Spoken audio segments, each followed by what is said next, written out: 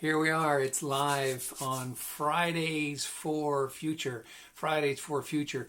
And you can see, it's probably pretty bad lighting here. Eh? Let's see if I can improve the lighting. Maybe I turn this off. Is that better?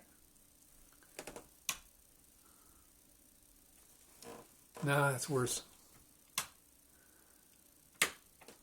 Maybe that's better. No, that's even worse. Okay, anyway, don't worry about this, folks. Live is live. As I'm beginning to do every time, Fridays for Future is for young people. It's the future. I'm wearing the Bethune, Dr. Norman Bethune, the hat and the jacket from the time that he was a doctor and he was serving the people of China. And he is a hero. He's a huge hero in China. Now, I know a lot of you are pretty brainwashed and you think, China, it's a bad place. Well, you're thinking what you've heard about politics. And we're all hearing politics right now.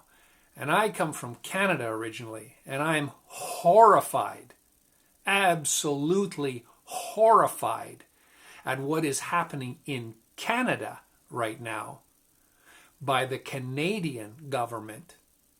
I'm wearing this anti-fascist Antifa, if you prefer that name, which is a stupid name because it has nothing to do with the forces of conservatism and liberal and neocon and all that stuff. Antifa means anti-fascist. Now grow up.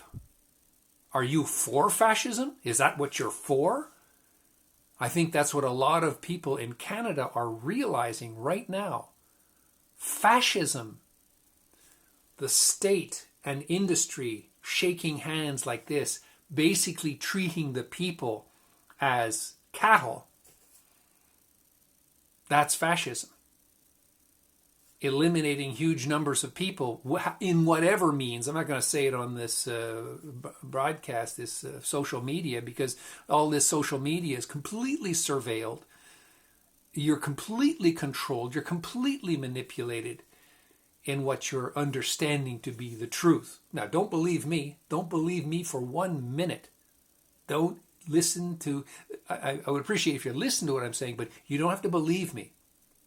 I'm not asking you to follow me or believe me. Not at all. Fridays for Future. Young people, do the research. First of all, know your history. Okay, the history of the last 100 years, let's say. 100 years ago, next year, 1933, it was really the very, very beginning of the fascists in after Weimar Germany, Weimar Republic. Right, that was the punishment of Germany after the First World War was so severe and unfair that German people were poor, and the people who had good positions, who had good lives, were reduced to poverty level. People had trouble getting food. Wheelbarrows full of Deutschmarks in order to get a loaf of bread. Now, we're not in that situation yet, but we could be in that situation very, very soon. We could be. It could happen. I don't want it to happen, but the people who say, it could never happen, well, wake up and realize that it is happening right now. Supply chains, food sources, crops, all kinds of things are having trouble. They're in failure mode. Okay? Now, I'm not here to make big, scary things, but I need to wake you up, or actually, Roger the reality rooster needs to wake you up. I mean, we have to do this with some humor and some fun. It is an incredibly serious situation, which, if we don't wake up, like Roger asks us to do, we will be hurt. You will be hurt. Your family will be hurt. Your friends and neighbors will be damaged, hurt, maybe even die. Hunger is not something you can fool around with. And if you go in the stores today, you look in the, especially in the United States, actually, there's just aisle after aisle of non-nutritious food. There's nothing nutritious about it. You wouldn't survive properly on that for more than a few weeks. It's garbage food. The real food, in the vegetable section of the supermarket, when that starts to be empty shelves, you are going to be really worried. You're going to say, wow, what was I thinking?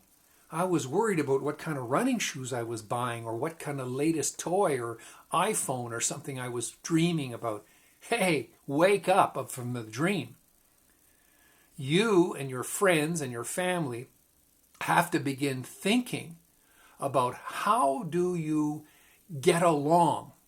How do you love your neighbor? How do you get along with everybody in your community? Right? Not hating anybody because of their language or religion or skin color or whatever. Not hating anybody, realizing that everybody that you come across, including probably the person that is surviving on the street right now, that person has survival skills that you don't. So get them. Start to smarten up, wake up, and get those survival skills. The good news is that we in ConscienceLAND are moving at fast rate. Now the thing is, it's not going to be public certainly not through Facebook, because Facebook's a total surveillance system, and we're not going to disclose everything we're doing through this because, they'll shut us down or something, which they've already done. But, maybe there's one or two people watching. Oh yeah, there's a couple of people watching. But you can pass on this information that join ConscienceLAND. I didn't put it, I didn't prepare and put the link to the sign up, the subscription link. But if you wish to, and if you think about it, and if you care about it at all, extinctionsolution.com. extinctionsolution.com. I haven't updated much in the last week or two, maybe more than that, because I'm working on other things that are going to be announced on extinctionsolution.com. But, right now I'm not putting them on there right now until they're more advanced. But you can still subscribe. We can build up that subscription list. So, get your family, your friends, everybody to subscribe to the Extinction Solution, Extinction Fighter newsletter. Right? This is Extinction Fighter. You don't have to dress up, but I do it to get your attention. Right? The dressing up is to say, oh, what does this three buttons mean? Oh, society, environment, economy, and balance. Oh, why is he dressed in a sort of a military side of there? Why? Because the man who wore this uniform, how many years ago? It's more than 100 years ago. Is it?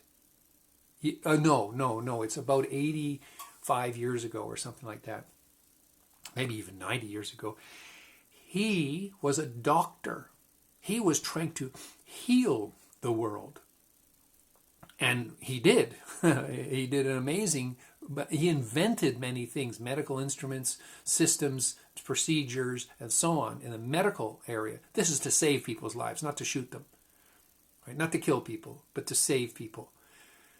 And of course, he was in the military. He was in the Canadian Army, in the Canadian Navy, and the Canadian Air Force as a doctor. Right? Or as a stretcher bearer in the First World War. The point I want to make is when you see this uniform, and you see it on me, this is my anti-fascist uniform. This is my signal. Instead of wearing a t-shirt that says, I'm an anti-fascist, who cares? Nobody nobody reads t-shirts or believes t-shirts anyway. But if I'm wearing this, not many people wear this. In fact, it shocks people. They say, what are you, some army? What is some military? No, I'm an anti-fascist freedom fighter, but not the freedom fighter like the United States calls a freedom fighter. we're extinction fighters. We're fighting extinction. And I hope that you join us in that fight, right? And I want to thank Frederick for saying hello. I thank you for your message. It's so good, so fantastic what you've written. And I have a response to it, which I won't again describe here on this because, we can't trust these platforms. We can't trust them. Do not trust them. Do not trust governments. Do not trust police. Do not trust authority of any sort at this point. We've been lied to so much. It's ridiculous. And, here was Jennifer also. Hi, how's your eye doing? Yeah, it's coming along. Things are getting better. And I thank you for your care and your good vibes, your good vibrations, because that is the next stage, right? This whole effort that we're doing is building on what the Canadian truckers have initiated. Now, the Canadian truckers, they just went and occupied downtown Ottawa. I guess protested in Ottawa, but they parked their trucks in Ottawa, and it was about the vaccine mandates. 90% of the truckers had vaccine anyway. They just didn't like the idea of being forced and their interruption of their business. They had to, quarantine for 14 days and all this kind of crossing borders. That's their job. And most of the time they live they stay in their cab. They don't interact with people much, right? So they don't need to have this vaccine stuff. They're not like frontline doctors or something. Anyway, the point being, they're the spark. They are the catalyst. They did something heroic and difficult for the government to deal with, difficult for the police to deal with. The police chief of Ottawa resigned. He resigned. And they put in a new guy who's threatening all kinds of things. And well, personally, from what I watch, I think the people, and I mean the real people, not the fake people that you see on the fake news, and the real people on the street that are caught by live streamers and others people speaking about, they're bringing their children to the bouncy castles and to just be part of history, be part of this freedom movement. Why do we need a freedom movement in Canada? This is nuts. Freedom movement in Afghanistan or freedom movement in Iraq or something like that. I understand that, not the military side of it. I don't promote that. But I understand that there are people who want freedom and they don't have it. And what is it? These just salt of the earth Canadians, truckers, farmers, and just regular people coming out and supporting, holding up their flags, holding up placards, lining bridges. You think that's a fringe group? No, that's like real Canadians. Not the scaredy cat. I was corresponding with actually it's a schoolmate, and he was my sort of second officer when I was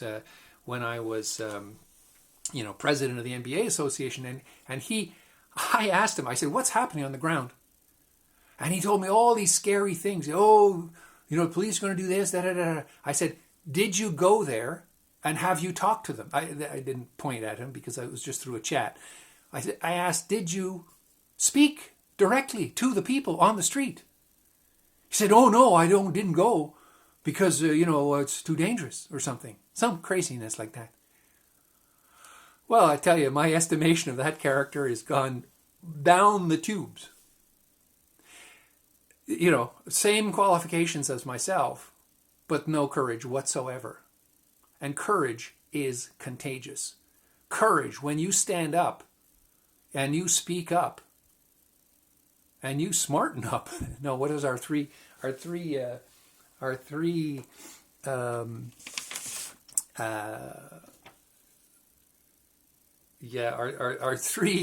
names for this for what we're doing now in ConscienceLAND is wake up, stand up, and speak up. Wake up, which is what we're doing, and Roger's helping us out with that quite often, right? Wake up to the reality. stand up. Stand up. Get up off your butt and stand up in honor of those who possibly fell before you in protecting you. Stand up. Make yourself vulnerable to the authority, to all the oppressive elements of our civilization.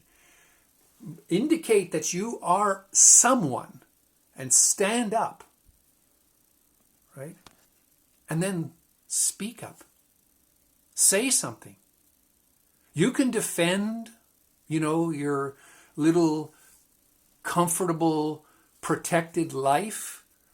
You can defend that. And many people in that convoy, I listened to some videos, some interviews with some of the truckers, and they've lost pretty much everything. Bank accounts have been frozen by the government. Their insurance has been canceled on their trucks. You think these people are doing this for a joke? You think they're doing it for fun? They're losing everything. Why are they continuing to say, I'm not moving? These are courageous people. These are people who you would be honored to be associated with, to following. You should follow them. Get up. Wake up. Stand up and speak up in every way you can to totalitarianism, to fascist rule. We cannot allow this. Dialogue and democracy is what we are all going for. Not right wing, not left wing. Who freaking cares about these people? I don't care if you're left wing or right wing ideals. I really don't care about your values. I care about your action. If you're violent, I want you out of here. I want you as far away from families and children as you can get. Get out of here. If you're thinking violence or, hate literature or hate symbols or so, you think things, get out of here. That's very Canadian, by the way. We are not a violent people, but we are not very tolerant of hate. We're not tolerant of discord. We're not tolerant of disunity. We don't all like each other. Nobody does. No society has everybody singing Kumbaya and hugging each other. But basic principles are there. And that is, you need your neighbor. You need them. And you need to help them first. And then if you do enough to help them, don't worry. You will be helped. The community will support you. And I think that's what you're seeing right now.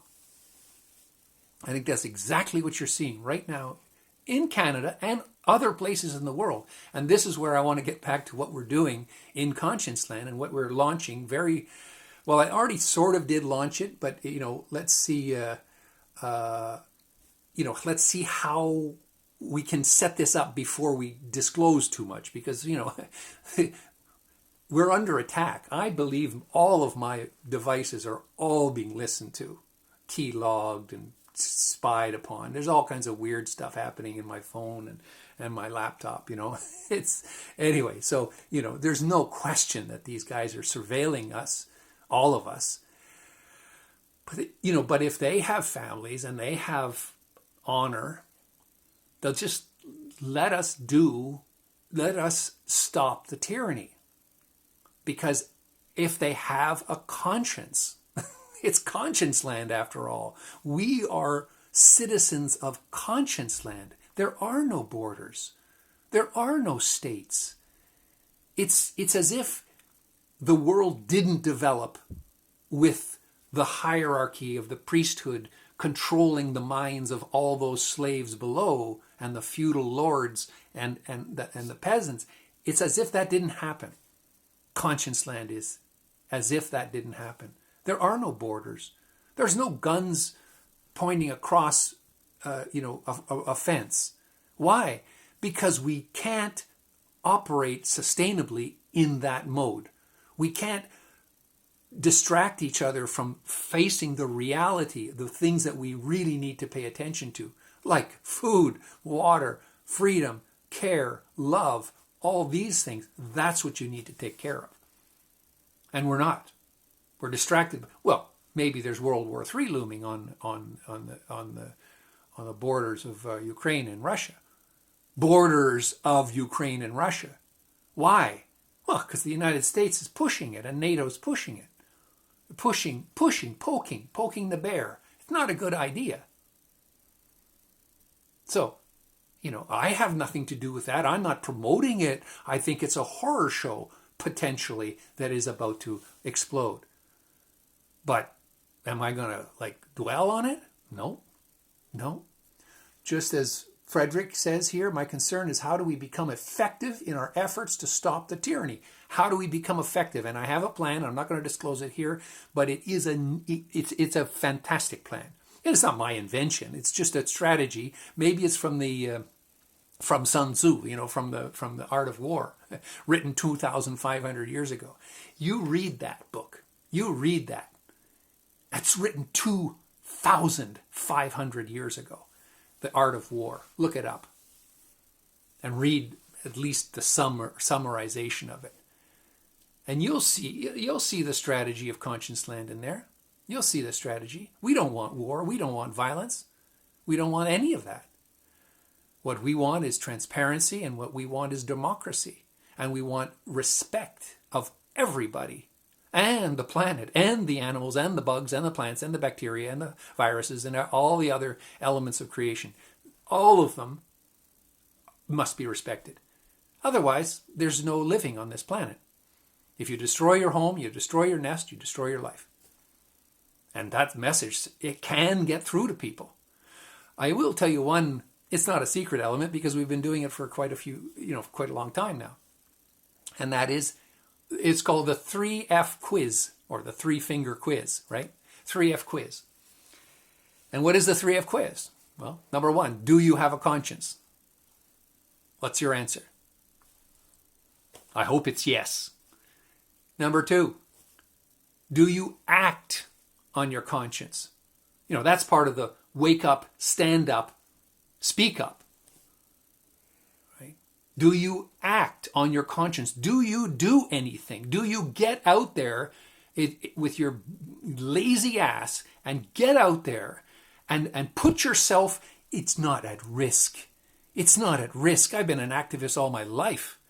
I've been blocking bridges and doing all kinds of quite crazy stuff. I was beaten by the police and put in hospital in 2003 or 2. When was the Iraq War? Was that 3 or 2? Anyway, whatever it was. Do you think that changed my view of authority? This is in Canada. It very, very much changed my perspective.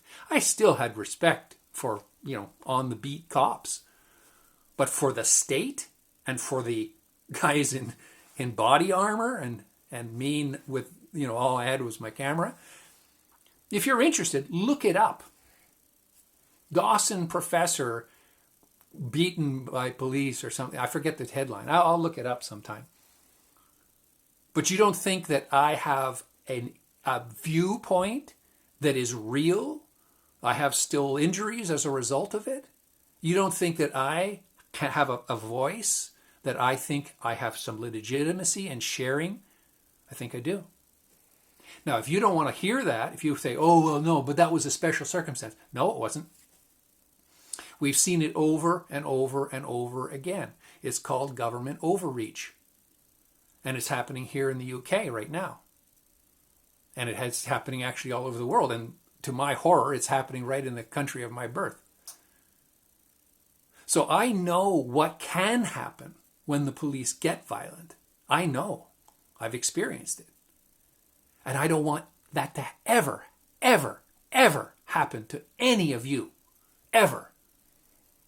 I don't want you to be punished in that way for speaking up, for standing up, for waking up. I don't want you to be punished. I want this to be peaceful.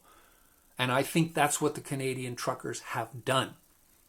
They have done a peaceful, because they never, you see, they're smart, they never did anything that would give the police an opportunity to be violent and even to, force them out of their peaceful protest, which is part of the Charter, Canadian Charter of Rights, which is only since 1983 or two.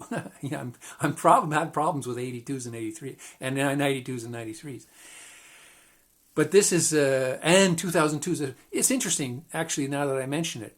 You know, I started Cool to Be Canadian in 1992. That's 30 years from now, ago. 30 years in the past. 30 years. Cool to be Canadian. C'est cool d'être Canadien. And that, what I'm seeing, is now coming back. It is again cool to be Canadian, right? People around the world are looking at these protesters. Let's forget about the truckers for a moment. Not completely, because they are the heroes. They were the ones that did it first. But look at the people, just the regular families coming out onto the street with their kids and holding back signs about what they're concerned about. That's called protest. That's allowed. It's permitted in a democracy. That's what we thought we had in Canada. So this is the big wake up. The gentle, kind country of Canada, or the Canadians, the Canadian people, have woken up. Or not all of them, but some of them have woken up. And enough of them have woken up to not be a fringe minority. It can be rolled over like some kind of, it can be rolled over like some kind of,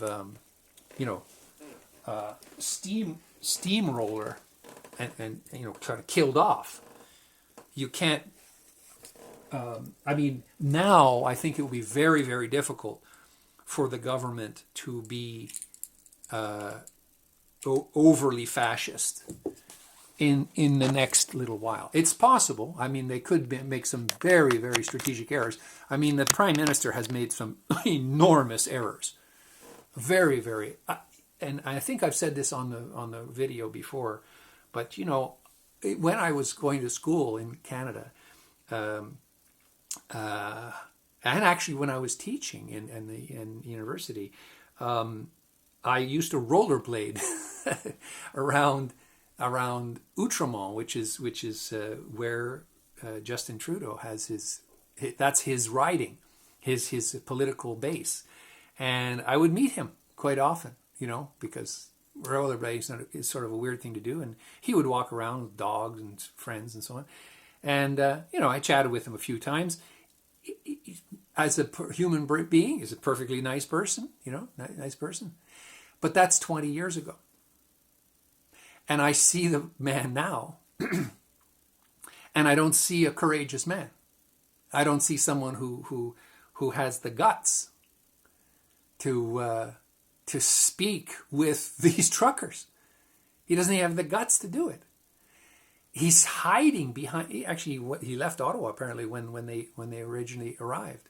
So these are our leaders. Our leaders are hiding behind law, and this guy has, who I'm ashamed to say, I sort of had a passing hello with him. I'm not really ashamed. It's important to know who these people are, right? You never know how they turn out when they get power. Or there's another possibility. This guy was a student, as with Jacinda Ardern in New Zealand. He was a student of Klaus Schwab, the guy that I was protesting against in Davos 2 years ago. Right? You may or may not remember if you followed my adventures for any period of time, but as Sustaina Claus, I was up in Davos in Switzerland protesting the WEF, the World Economic Forum, and all their nefarious activities, which I had no idea how nefarious they were at the time. I just knew that they were taking over the SDGs, the Sustainable Development Goals, and taking them out of the hands of essentially out of the hands of the UN, which maybe was a good idea, but no, it wasn't a good idea, because all that happened was they took over the SDGs and took them away from us, the people.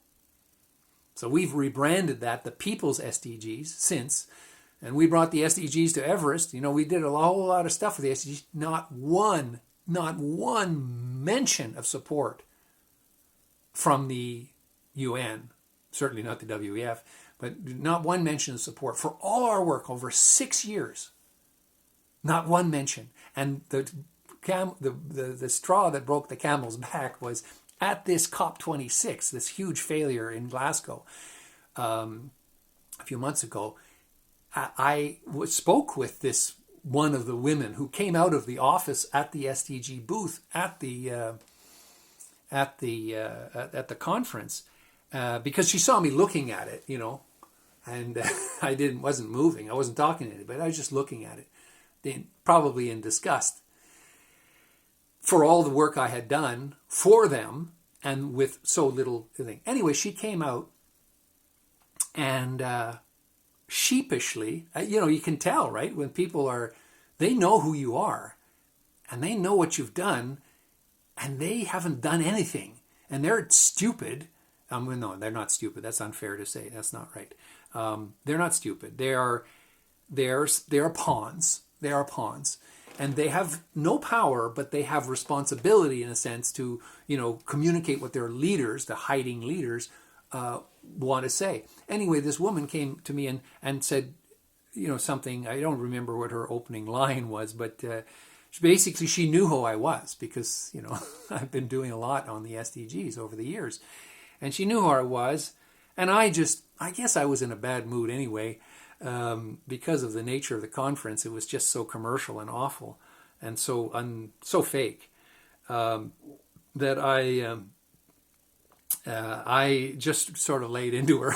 Unfortunately for her, it's not her fault. She's just the messenger. But I pretty much was attacking the messenger and saying, over these 6 years, you haven't your office of the UN has not even invited me to anything. You've never said anything. You've never helped out in any way. And she said, well, no proper response at all, because she didn't actually expect me to say that. She expected me to fawn over the, UN, it's so wonderful, the UN, I want to be associated with the UN. I don't want to be associated with the UN. I want to be associated with the SDGs, the Sustainable Development Goals, most of which, of course, are not even sustainable, right? The corporate stuff. But we are going to fix that. Okay? The people's Sustainable Development Goals are similar, certainly elimination of hunger, elimination of poverty, education for all, gender equality, all those, absolutely. But, the cities and this and the smart methods, smart cities and all that kind of stuff. Look, I worked on these smart city stuff in China. I worked on this, Orwellian system, not to make it work, but I was studying it. And no, we're not going to go that way. I mean, I'm not going to allow the world to go that way. That's the dystopia that is wanted by, apparently, the UN now, and wanted by the WEF. So I don't want that to happen. That would be terrible. But we do need to address the real problems, like climate change, like the oceans, like the land, SDG number 13, SDG number 14, SDG number 15, SDG number 1, 2, 3, 4, 5, 6, 7, SDG number 12, responsible consumption and production. Yeah, absolutely we need those. So we're still on that, okay? But it's been put on the back burner for now. Why? Because those things will never be accomplished if we turn into a fascist civilization. If good people say nothing and stay at home and wear their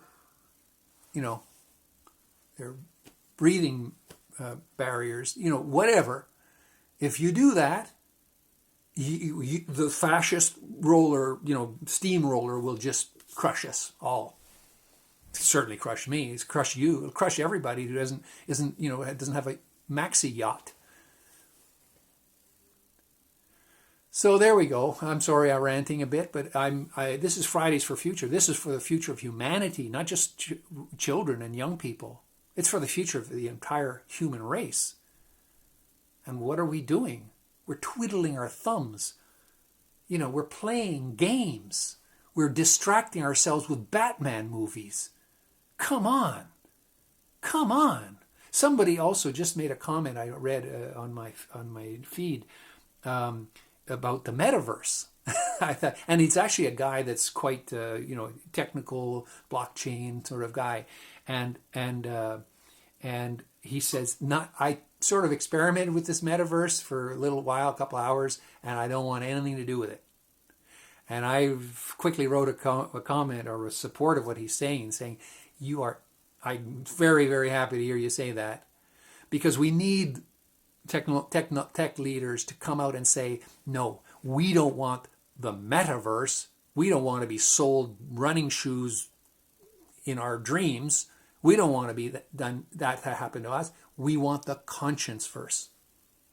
We want the ConscienceVERSE. And the ConscienceVERSE, yes, it uses online. Yes, it uses decentralized, benevolent AI. Yes, it uses all these things in the people's hands, peer to peer, yes. But it's not centralized. It's not warring against another state. It's not used as a weapon. It's not used to sell you crap you don't need. The ConscienceVERSE is to bring you into conscience with the universe, with your family, your friends, your neighbors, everybody that you love and care for, and even the ones that you don't love, and even the ones you don't even know, and certainly the ones you don't care about. We're all on the same planet, and we're all in the same ConscienceVERSE. We can gamify it. We can gamify fixing the SDGs. We can gamify all the things that you will learn about that we're doing in the next couple of weeks. You'll learn about these things, but unless you're signed up in our mailing list, you will probably not. You certainly won't get the early stages of it, because clearly we're not safe here. It's not safe for activists, for rebels, for the koala rebel refugees are not safe in this world. We need to build the world in which they're safe, and if they're safe, children are safe. And young people have a future. They can be entrepreneurs as long as it's sustainable. They can be rich and famous as long as they're doing it in the name of sustainability and the name of harmony and the name of not dividing one group and fighting another group. No. As long as you're doing it in a way that makes the world a better place, remember the principles of ConscienceLAND, right? Do no harm. Number 1, do no harm. Number 2, do not fear, right? Because fear is what's controlling most of us. Not me so much. I'm pretty relatively fearless. Why? Because I know I'm going to die soon. So I'm not fearing anything. It can do anything. You can shoot me. Really, what difference does it make to me? I know where I'm going. So it doesn't matter. But it does matter to younger people, of course. They're fearing, my death, this climate change, these wars. Yes, it's true. You should be aware of it and process it, but don't fear it. There's really nothing you can do about it anyway, except build ConscienceLAND. That's what you can do. So if you build ConscienceLAND, and that draws, of course, we have to keep the psychopaths out of the picture. Because psychopathic behavior and psychopaths and sociopaths, they are ill. They're mentally ill. They are only operating on their reptilian brain. They're only operating on the way they see the world, which is a big, competition, a big, eat your enemy and eat your prey. That's the way they think. So, what we have to do is get those people out of these powerful positions, because most of these people are in power. Most of the people in powerful positions are these psychopaths, and most of the people in high and corporate positions are also psychopaths. How do they get there? They backstab their way to it. So how we've promoted this all our lives, and you parents, you've also encouraged this. You've driven your kids to compete and do this and that. And there's nothing wrong with competing on a playing field, for example. Nothing wrong, but that's sportsmanship. It's a different thing.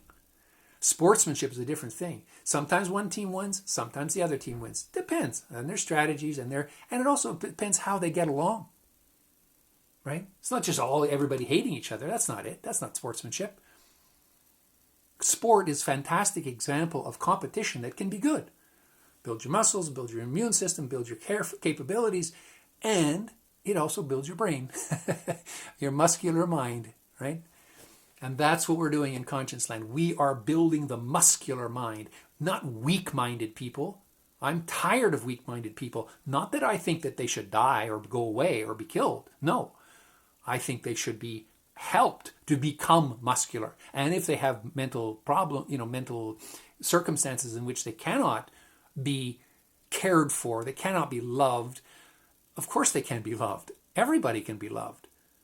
So there is no way that we should be saying, well, that group of people is not smart enough to manage themselves. We have to dominate them. No. Every group can look after itself. Every community can look after itself. And that is, again, ConscienceLAND. That is what we're proposing. Is that there are, and I heard a message just the other day.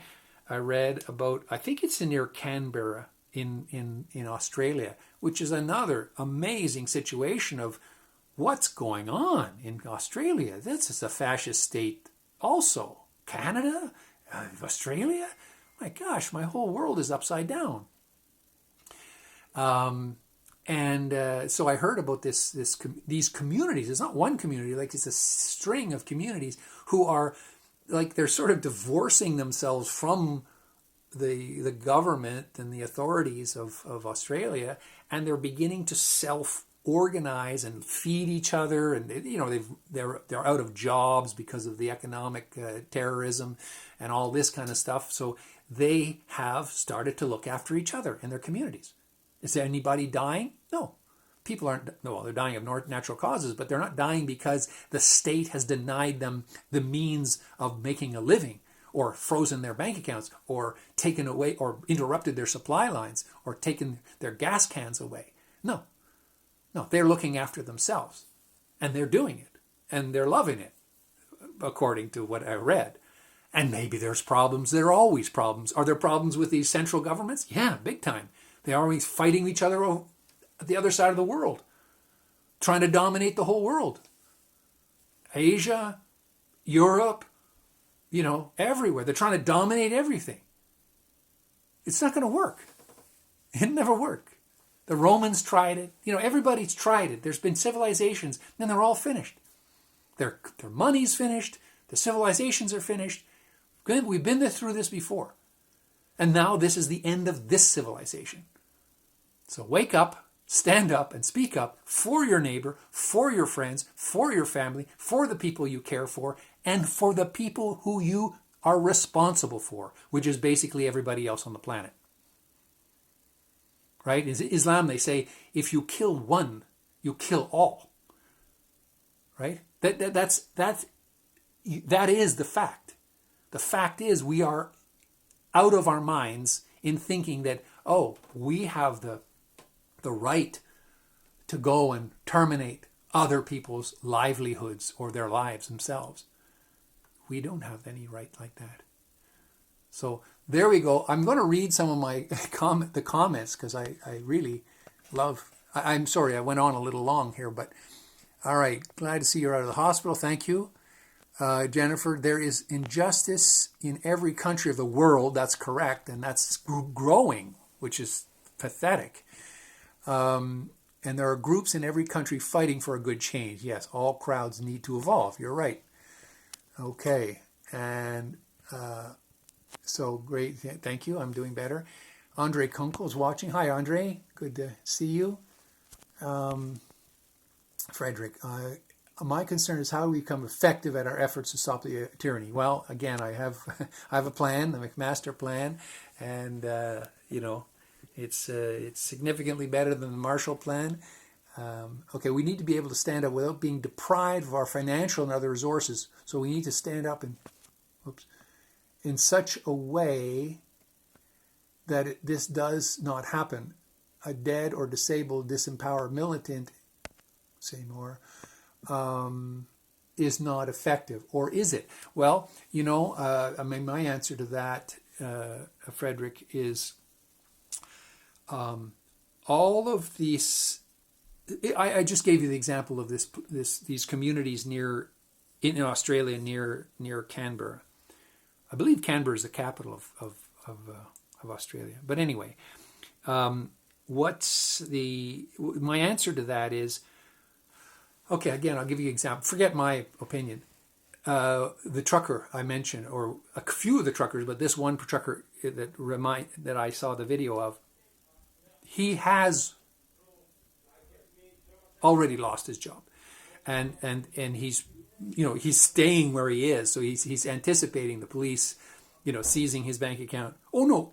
And one of them said that he had already tried to buy some fertilizer, because a lot of these guys are farmers or something from the West, right? And they have to prepare for the spring, so they were buying fertilizer, and his bank account was frozen, so he couldn't buy the fertilizer that he needed for his crops and so on. Anyway, his business was interrupted by the government. The government shut it down. It's not just these go, whatever the crowdfunding systems are. It's unfortunately, it's one of the only ways that regular people can help out a cause. But you can see now that all of these systems, they're all hackable, they're all exposable, and maybe they're all simply controlled by the government. They try to be independent, but they aren't. So, okay, if these methods of distributing money peer-to-peer, right, people concerned for other people, and they can't seem to get it to the people, maybe even their neighbor. Once all dollars are digitized, you won't be able to give your $5 or something to your neighbor for a thanks. Like people buy something for you or cut your lawn, I don't know, and you give them, a little bit of money. Many people would just refuse and say, no, I don't need that. Please don't, I don't need it. But some people would accept it because maybe they need to buy some food for their children. Are you going to do that on a digital thing? No, you're not. That will be the interaction between regular citizens will really be affected. And it's all tracked anyway, tracked by the central bank. These are central bank coins, right? So it'll put what's called a pall or a chill. It'll put a chill on relations, the easygoing relations between people. Everything will become very formalized and through a tracking system. So, it's not about buying guns or something online. It's about just the normal activity of people. They're going to have these chips in their arms, and digitized money and all this kind of stuff. You you have no idea how controlling this will be on your life. So, in answer to Frederick's question, yeah, a lot of people are going to lose a lot. They're going to lose everything. I mean, I don't have anything left. But it's not because of seizure. It's because of I had to live for these last six years with no income. But I'm not giving up. And it's pretty miraculously, actually, when things come to the very crunch, something happens. Somebody shows up and donates, helps me out with an Interac transfer. My dear friend, I won't mention names actually, because I'll wait until they say yes. But, some people have helped out unbelievably at the last moment, like now, very critical times when I'm absolutely, out of money. But I'm not stopping. I'm not focusing on the fact that I'm out of money, or I lost my house, or I lost my car. I'm not focusing on any of that stuff. It's all just stuff. I'm still alive, and I can still do something. And I think that many of these truckers, the ones that I saw the videos of, they are of the same mind. They say, well, look, I'm going to lose my truck. I'm going to lose my business. I'm going to lose my money. I'm going to lose my house because I can't pay for it anymore. I'm going to lose this. I'm going to lose that. But you know what's more important to me? That my children live in freedom. I'm telling you, it chokes me up. It brings a tear to my eye, and it chokes me up. Because these are the heroes. They're not hiding in some yacht somewhere. They're not hiding behind some political face. These are real people. These are real people. And they're doing real things to protect your future. And any of these people, and I start to, inch toward nasty words, but, any of these people who go around saying, well, it's not comfortable, or, we have a good system, it's all working pretty well, and I don't want to miss my welfare payment or something like that. So I'm not going to stand up against the people who pay me that welfare payment. Well, you know what? Take the welfare payment and stand up. Because if you don't stand up, you will lose that welfare payment. That welfare payment comes from the past, from the fact that other people paid into a system, and you're getting that welfare payment now through that system. But that's collapsing. So you will not get that welfare payment from that fascist government even if you are on their side. They will come for you too, because you're a useless eater, feeder, I think they called it, useless feeder.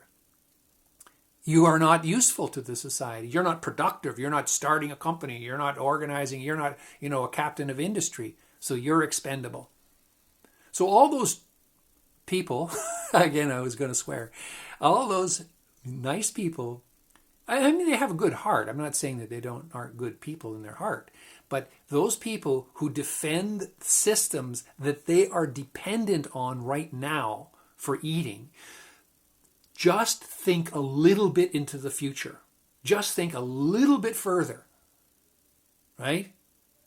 What's going to happen when they turn against you? When you're not eligible anymore for that.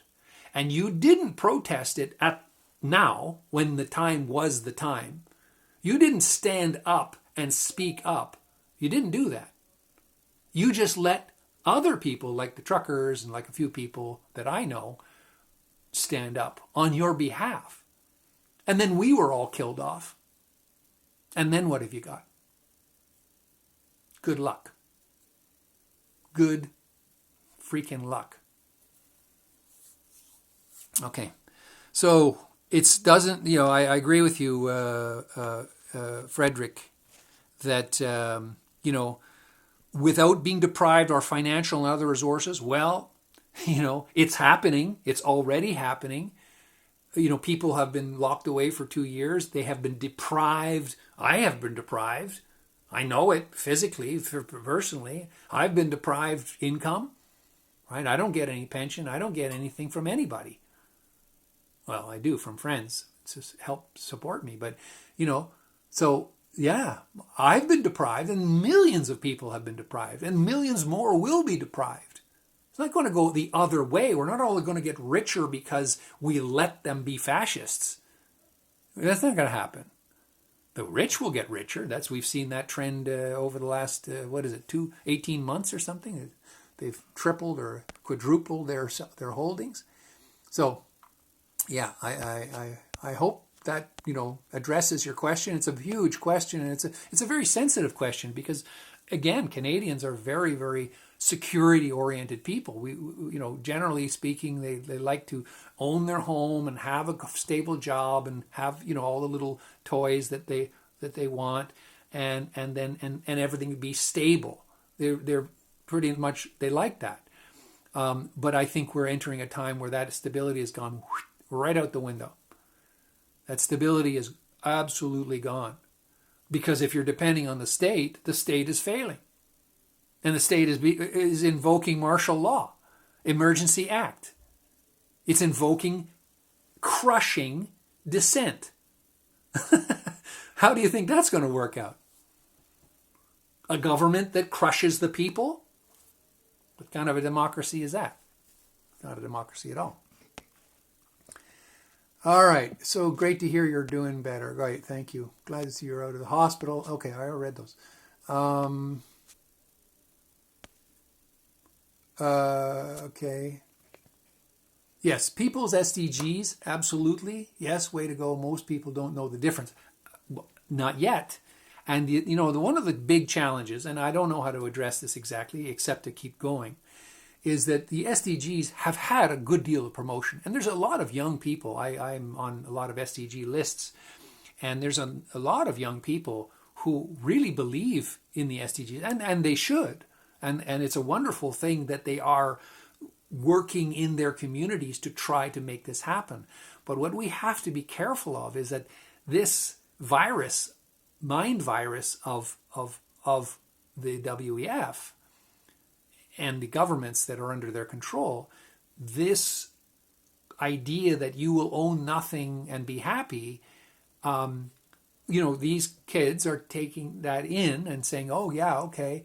But they and I also don't have any idea how is it we're going to live independently? How is it we're going to live in freedom if we have no stewardship? And don't say ownership.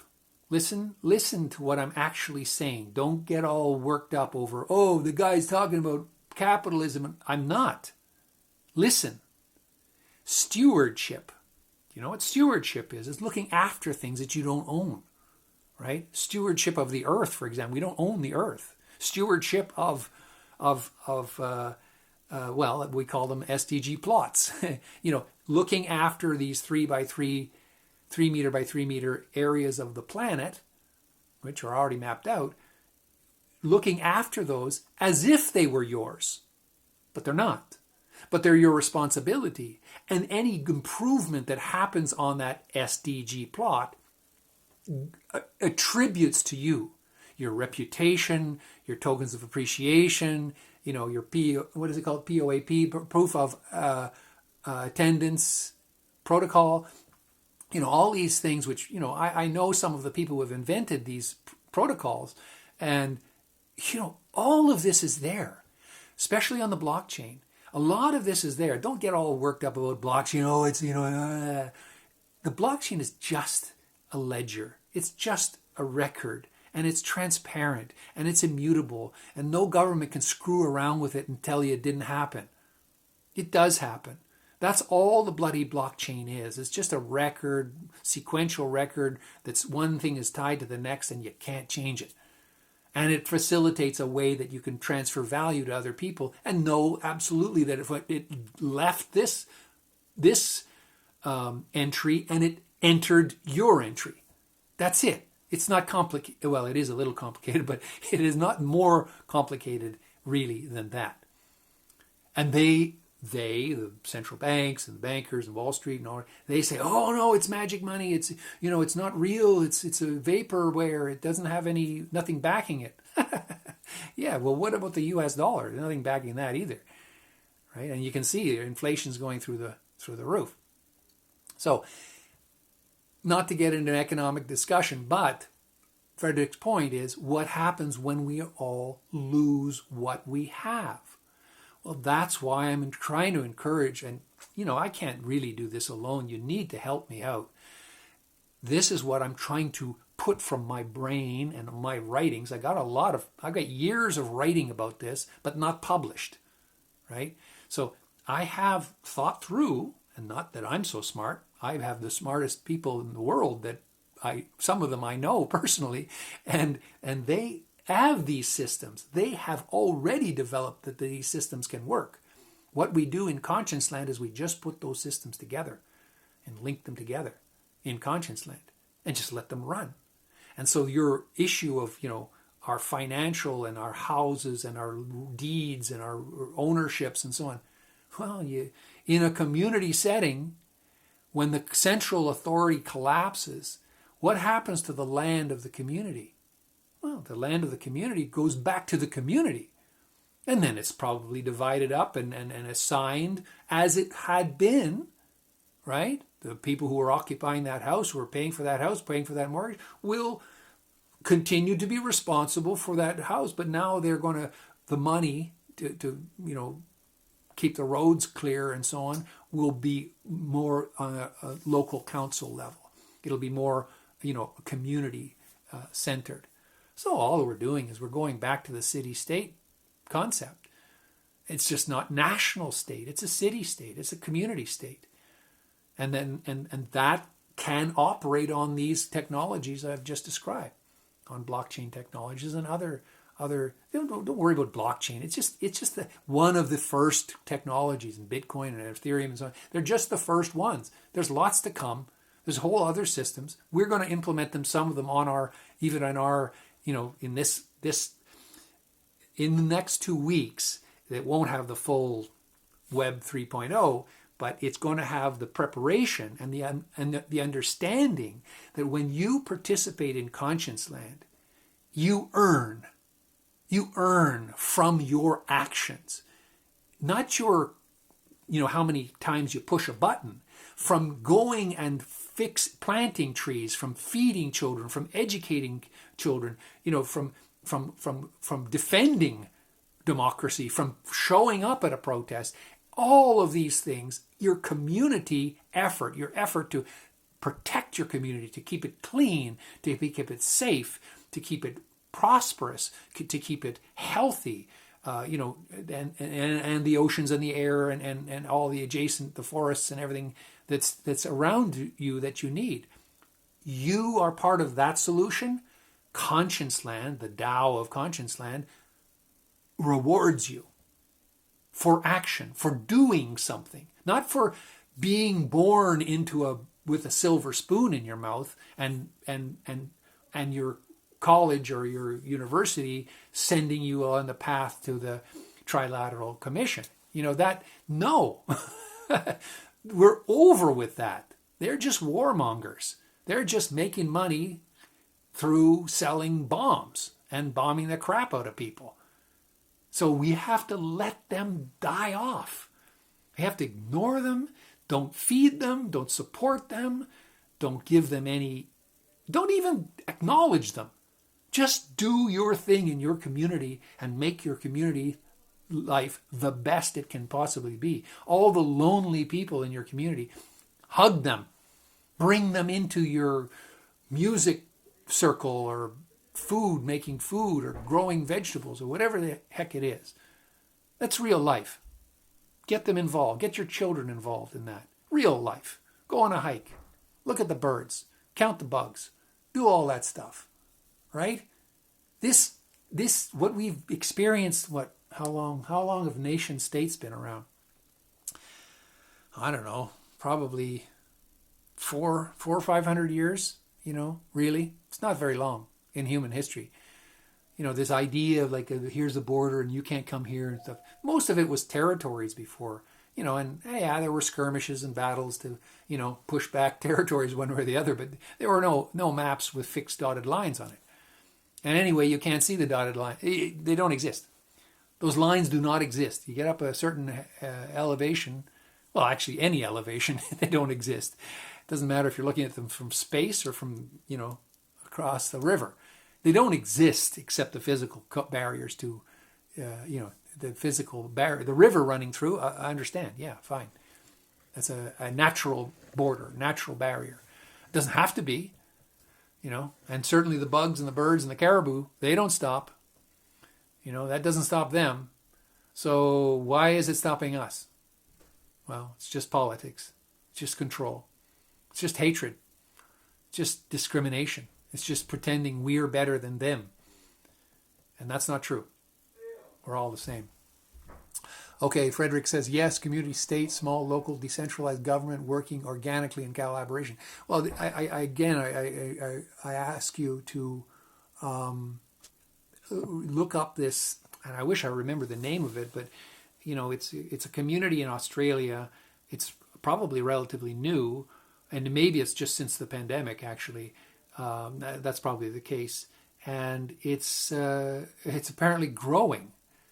Because people, they're losing their jobs, they're being restricted from travel, they're being told they're put in jail, and old ladies being pushed onto their faces for not wearing a mask.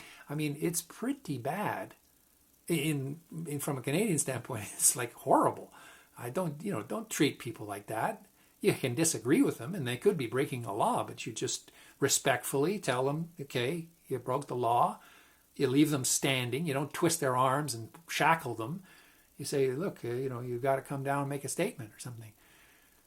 This totalitarian, fascist, Gestapo kind of action is just, this is not the world I want to live in. I don't think it's the world you want to live in either, unless you are one of them. And if you're one of them, well, first of all, get off this. Don't add to this. Don't breathe the air near me, or take up the electrons, that I'm sending out. I don't want them wasted on you. Okay, so there we go. I think that's been long enough. This is Fridays for Future, a very long Fridays for Future conversation. But I'm very excited. I'm going to get back to work here. And yeah, it's very cool what's coming. And I wish, some people on this call are actually communicating with me. And anybody who wants to communicate with me, do so. And, I know who are the plants and the agents provocateurs and the moles. I think I know pretty much. And anyway, I'm wary of them. So, for all of the people who are, trying to undermine what I'm doing, you might succeed, but probably not. I don't think you'll succeed because it's not me. I could drop dead tomorrow and this will continue. Not in the way I'm proposing it probably, but as Frederick's writing now, parallel societies, intentional communities, barter systems, counteract. Exactly. There's really, seriously, there are a lot of systems. Okay, I'm interested because people are actually interacting, and this is not often with these calls, so I'll keep on. I was in Switzerland 2 years ago, I guess it is now, and I was staying at a place which is known historically as a home of anarchism, Saint-Imier, and in Saint-Imier, it's revered. They have tourist posters talking about the anarchists that came in the 18. Don't quote me, look it up yourself, but I think it's like the 1870s, 1880s kind of thing. And very famous, anarchists from around the world were coming there. Now, you might hear me say fascist, and you might hear me say, and you think you know what fascism is, but you probably don't.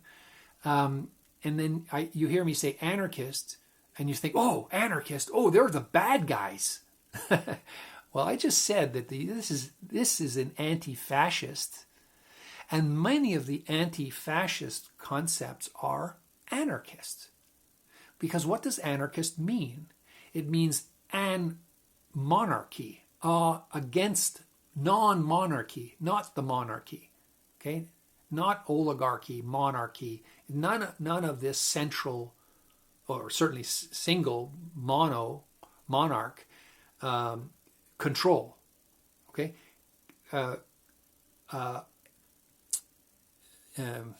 Anarchism is community mutual support, mutual benefit, mutual care, mutual service. That's what anarchy is. It's not centralized service spread out at the determination of that centered point as to who gets what. No, it's worked out by, let's say, the community, who gets what.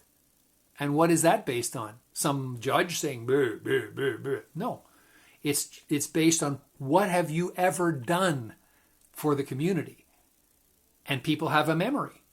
And they say, oh yeah, that person, that lady, she's always looking after people, and children love her, and she's careful, and she's very giving, and she's making food for everybody. She needs a proper home. She needs a proper place. She needs all the implements. She needs all the cooking things and everything. Let's help her have everything she needs for her to serve the community the way she does. She's already proven it. She's already established her reputation. That's some aspect of how, how anarchism works. It's not controlled by the king. It's not the king that tells you what to do. It's you tell you what to do. And it's actually, you can't do everything you want to do. You have to agree by consensus what's happening in your community. And you don't have to, but if you don't do things that are, beneficial to the community, I think the community kind of gets rid of you, unless you're incapacitated, disabled in some way. The community has a responsibility to look after you in that case. But if you're, perfectly capable person and you're going against the community, bye-bye, bye-bye. They're not going to kill you. They're just going to say goodbye, goodbye, goodbye, go away. We don't need your negative, your negative Nelly here. We don't need you. You're just not helping. You're just pulling everybody down. So I'm going to close this off because, yes, exactly, we tend to think of anarchy as chaos, and that's exactly right. Anarchy is not chaos. That's the word of monarchists and federalists in the case of Canada saying, oh no, anybody who's not bowing down basically to my dictator talk, anyone who's not, is an anarchist. They're using the wrong word. Or Antifa. They're anti-fascist. Are you freaking kidding? An anti-fascist would be against you, not against, you're the fascist. The anti-fascist is not against the people. The anti-fascists are for the people. They're anti-fascist. They're for the community to live and thrive and be safe and be cared for. This word manipulation that's happened. If you ever read the book 1984 or Afraid from the World or any of these books, you start to. They were written in the 1940s. Good gosh, or 30s and 40s. Wake up, folks. This has all been written about before. All these word salad of negative things, connotations. You got to wake up and learn what they really mean. And then if we start to use them in the right context, then the controllers will be unable to mind control us as they have been for so long. Well, for millennia, actually. But, in the last, with the social apps, it's like complete, total, totalitarian control. It's totally 1984. It's totally Big Brother. So, I thought when I was growing up that would happen somewhere else, right? USSR, China, that's totalitarian. That's 1984. Woo-hoo. Hey, guys, hold up a mirror. Hold up a big freaking mirror to yourself and your community and your nation. If you don't see the fascist element growing like a cancer in your own communities, well, you're not awake. You're not alive. You're not even breathing hardly. You're just breathing and drooling, right? So thanks for clarifying what anarchy is, inspiring. We tend to think of anarchy as chaos. Well, exactly. And I don't use the word anarchy very much because, most people get it wrong. But as I say, I spent, a long time. Okay, let me finish what I'm saying about the anarchists. Well, of course, the original American rebels were anarchists, right? Because the King of England, they were against the King of England. They were anarchists. They were being in anarchy. Now, in Americans, you would say, oh no, we weren't anarchists. We were patriots or something like that. Okay, fine. Call it whatever you want. But don't confuse these issues. And I think Frederick's also pointing out here, unfortunately, Antifa movement has been infiltrated by people acting with violence. Now, yes, but I think, I know that's true. I'm I don't really care anymore, right? So I'm disclosing all my my history to whoever's watching this. And there are obviously evil people, bad actors, who, if not watching it now, will watch it in the future. But I don't care. So like when I was in England, I'm in England again, but when I was in the UK in 2000, it's 2017, 2018, and then again 2019, I was blocking bridges, right, with Extinction Rebellion. So I was blocking bridges, and I was involved in many of the actions throughout London. Oxford Square, Circus, Parliament Square, Marble Arch, Waterloo Bridge, and another one I can't remember. But anyway, so, do I have a police profile? Yes, I have a police profile. I have probably a long one. Was I was even, if you're interested, someday I'll put it somewhere, but I was my photo as Sustaining Claus with the Sustainies. This is so classic, right? With Roger the Reality Rooster and LCP, the low carbon panda. They're stuffed toys, So in a picture with these two, it was used in an article, a magazine article, on terrorism. No, was it domestic terrorism or what was the word they used? It wasn't terrorism. It was like something like defiance or extremism against the UK or American policy was bad. And they used my picture. Just too funny for words. So what I'm getting at is, okay, there's the movement, all right? Now it's the freedom movement. But then also there's what Frederick's pointing out. There's the infiltration of these movements. And all of these movements, every freaking one of them, especially this one, was infiltrated from the very, very earliest times. Even some of the leaders, I'm quite not sure about. I'm not sure about them. So, and certainly, as Frederick is pointing out, certainly there are agents provocateurs inside these organizations. We see it. I saw it. I was, even in the Davos thing, there were people on our march up the mountains who were absolutely agents provocateurs.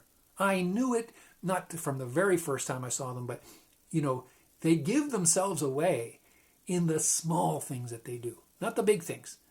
In the small things they do and the positions they put themselves in, and then what they try to do, sowing discontent inside the group, right? That's what their main objective is to cause the group to collapse on itself, to cause people to mistrust each other and so on, and hate each other for whatever, lack of sticking with the ideology or too much of sticking with the ideology, whatever. They that's what they try to do.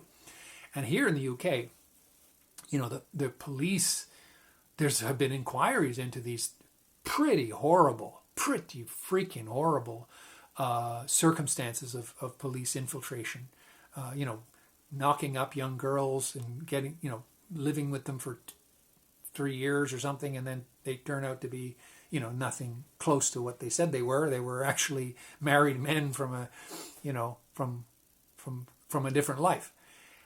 Like, just so corrupt, so immoral. And these are the people who we are giving our tax money to.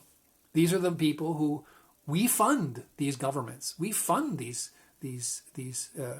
authorities, right? We fund them. They live on our money. So, and they are turned against us. Anything to do with democracy, anything to do with, the animal rights groups, right? They're totally, you mentioned violence. My belief, this is my belief. It might not be true. It's my opinion, my observation, let's say. So many of these violent acts in the animal rights thing are done by these agents provocateurs, and they make the animal rights groups look bad. And who supports them? The meat industry, the factory farming industry. They pay lots of money into those security firms and so on, and the private investigators and all the rest of it, to get in there and screw them up, turn public opinion against them. And now you saw that in Canada, which is just horrible. As a Canadian, I'm just devastated. I told you I was already beaten by the police, but that's a long time ago. I've kind of gotten over it, but you never do, actually. But I see this planting of firearms in, the Coutts across from the border from Montana, at Coutts, Alberta. The truckers and the farmers and the tow trucks blocked the border. Right? It just shows you the solidarity of these people. Is this a faction? Is this a fringe group? No. The truckers, the farmers, and the tow truck owners are not all buddies. They're not all friends. They don't all know each other. They don't all follow the same ideology. But they have a common goal, and that is to get the government to eliminate the restrictions on their lives. And I think that's the right thing to do. So they planted, the RCMP planted guns. They said, we seized these guns from those guys. But, there's no video footage of it. There's no bust footage. There's footage from live streamers, all kinds of things, but not that.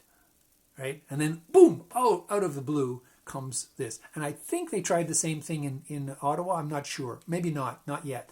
They'll try it later.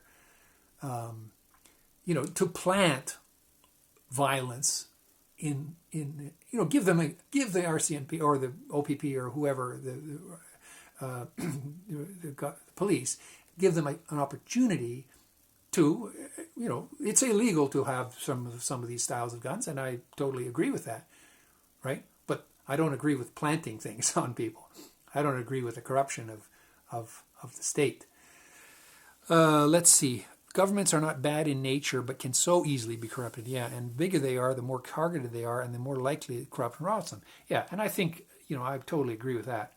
I don't, if you knew me, and you don't know me, but, if you knew me, you'd know that I am pretty law-abiding person. I am not one to go around even, drinking beer on the road when it's not allowed. I don't throw the cans on the ground. I don't beat up people because I feel like it. I don't do things, driving record was impeccable while I was still driving. I never had any demerit points. All of that. Very, very law-abiding citizen. But, when I see the corruption that's going on, to coerce people and to brainwash, or yes, brainwashing, but to manipulate the narrative of the common people, like I mentioned, this quote friend of mine, saying it was all Western agitators and fascists, and he lives in Ottawa, and he had never been, or he said, I'm living out in, I won't describe where, but not in Ottawa Centre, and he, I went to school, and I went to community college in Ottawa, Algonquin College, studied radio and television production. So he said, no, I didn't go down there. It's too dangerous. Oh, man, I lost complete respect for this person. Complete. No, he wasn't talked to the neighbors in his own city. I mean, it's not all truckers. And they have had no record of any violence whatsoever. This is really saddening to me that there are people who will listen to what the media says, because I also saw another clip, and it's interesting. He sent me this clip from TVA, which is a French network in Quebec, French language network, and this reporter from TVA approaches the area where the Parliament Hill is, but he's not even really on the main street yet. I forget the name of the street, but anyway, he's not on the main street yet. And he comes across this family, like mother, father. It's like a perfect picture, mother, father, and like 3 children or something, and they're just standing around. It's cold, they all got their bundled up cold, and they're just standing there. They're looking for something to do, something, or they're probably just arrived there. Anyway, this reporter goes in, and meanwhile, a lot of people are coming to the reporter and saying, "Hey, fake news, like go away. We don't want you to hear. Like you're not reporting what's happening," and so on. So to me, I thought, oh, gee, I don't like it when people block the media, because, well, how are we going to see what goes on if we're blocking the media? As a former media person, journalist myself, I know that feeling, and I know I've had it expressed to me in Chiapas in Mexico in 1992. I remember, or was that 93? Anyway, point is, I remember that feeling of anti-journalistic access. Except in that case, it was the government shooting at us. So that was pretty scary. So back to Ottawa and this family. So the reporter, moves past these guys. I mean, they're not touching him. They're not being violent, but they're just sort of saying, hey, bugger off. You media have not said anything positive about us, so go away. We're not interested in you telling more negative stories. The journalist from TVA, you can look this up if you want. I don't remember his name, but point is, it's TVA, which is a network in Canada, in Quebec. And he went to this group family, and the first words out of his mouth were, your children, this is illegal, that your children, like you can be fined or something for bringing your children here. And the woman was sort of, I think she said, I'm pretty sure she said, we're here for the bouncy castle. She's like, there's things to do for the kids here. That's why we're parents. We brought our kids.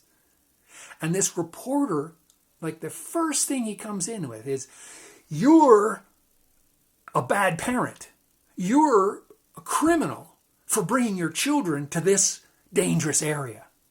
The guy hadn't even been in the area. He hadn't been even allowed in by these media blockers. And he, so he continued, and eventually the family kind of went, well, maybe we should leave. And the other people around, not truck drivers are in their trucks. There's other people, many people milling around. They said, no, please, come on. It's for you. There's free food. There's bouncy castles. There's kids' entertainment. They even had it set up for kids' schooling, for the kids that were in some of the trucks. Because there's whole families in these trucks. And they had a school set up. Why? Because they want to. Not because the government told them they had to. They want their kids to have some fun and have some education and so on. And there's probably teachers among them. So they set up their own little school. So do you see my point? We hear that the media is being blocked. The media should get access. Well, the media is coming in there and dissing them. All the media has is a preconceived idea that, hey, you're against the law, and I'm going to interview and find out how scared you are. And I think people don't react well to that. That family did not react well to that, in the sense of they didn't respond the way the media hoped they would respond, by saying, "Oh, really? Are we not supposed to be allowed to be on Capitol Hill, not Capitol Hill, Parliament Hill, our own nation, our own country, our own street, our own place? We're not allowed to be here with our children because it's dangerous?" Wow. That's the country that I'm not living in right now, and I'm very conflicted about not being there. I feel like I'm missing, an important thing in my life. Well, I fought for 30 years. Cool to be Canadian. Oh, by the way, you can look up, if you're interested, you can look up on Medium.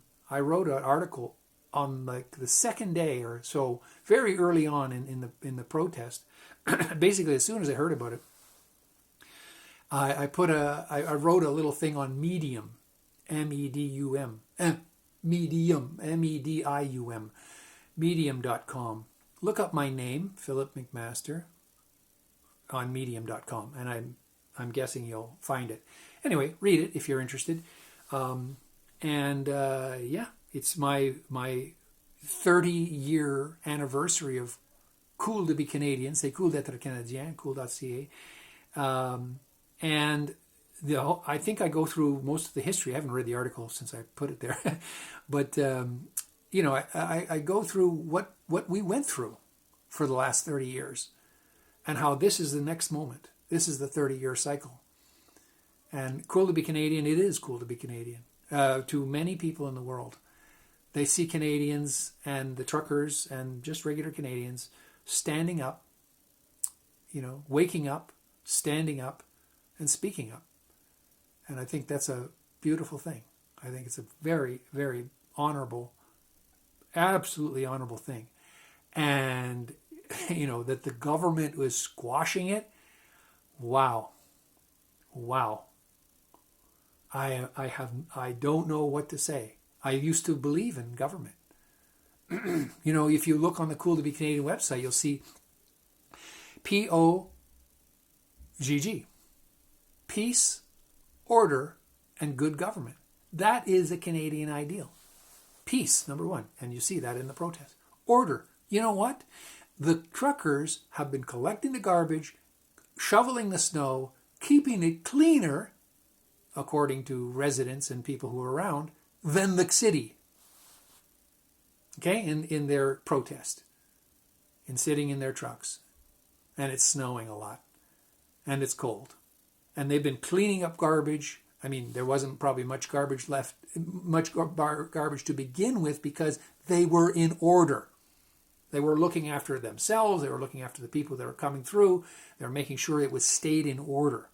And nobody gets violent, nobody gets stupid. So peace, order. Now, where's the good government? The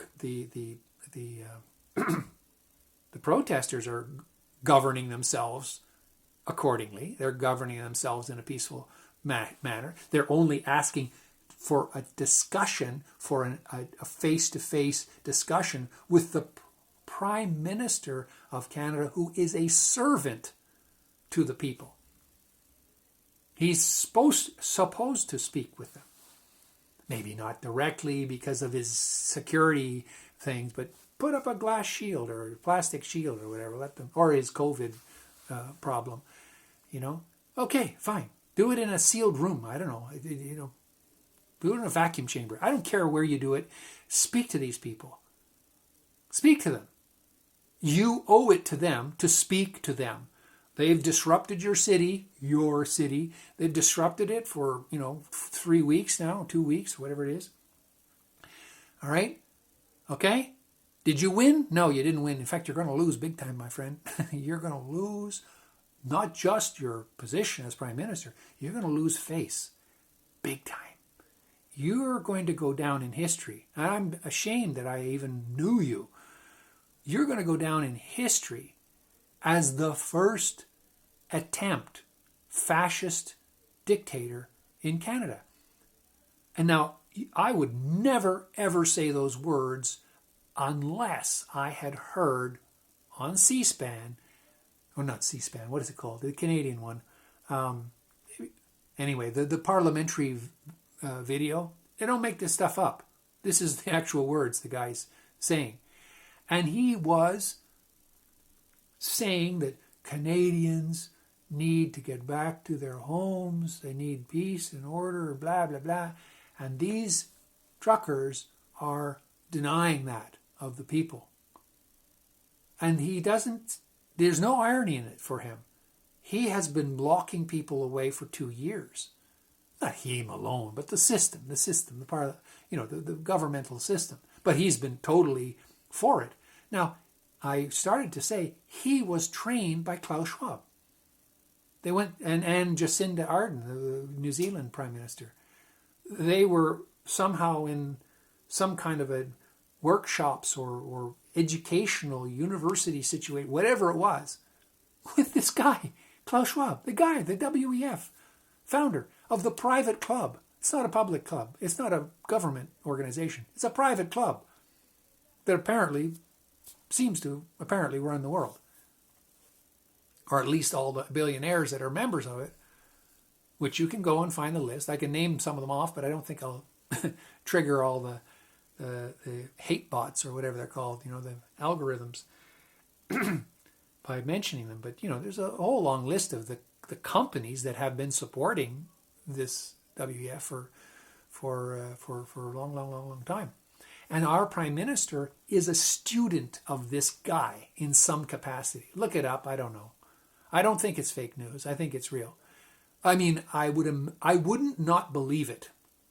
Okay? Now, after all I have been exposed to and the information I've been exposed to, the other side from what the media, mainstream media is putting out, now I'm starting to say, wow, maybe this is a real plan. Okay, so thank you everybody for a nice chance for me to vent.